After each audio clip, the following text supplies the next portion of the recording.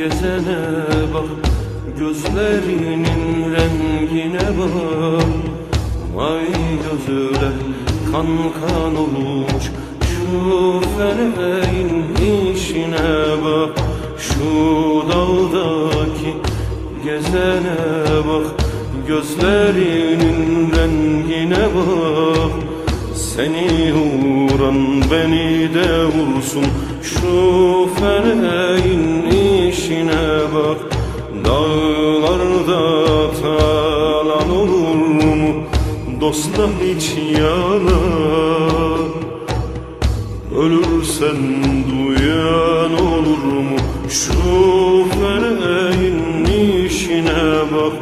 Dağlarda talan olur mu, dosta hiç yalan? Ölürsem duyan olur mu, şu feleğin işine bak.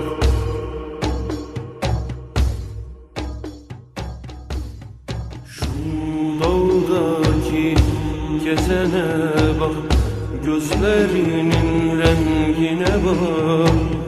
Vay gözüyle kan kan olmuş şu feleğin işine bak.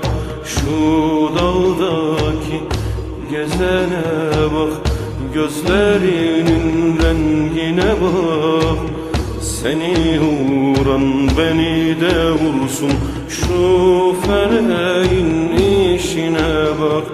Dağlarda talan olur mu, dosta hiç yalan?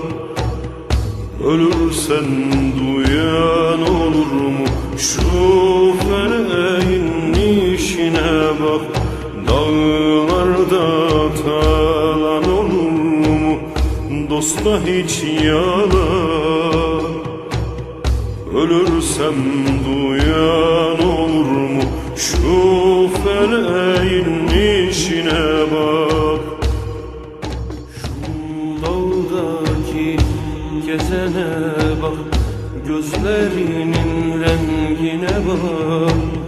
Vay gözüyle kan kan olmuş şu feleğin işine bak. Şu dağdaki gezene bak, gözlerinin rengine bak. Seni vuran beni de vursun, şu feleğin işine bak.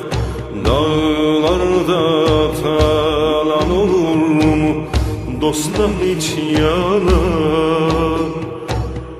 Ölürsen duyan olur mu, şu feleğin işine bak.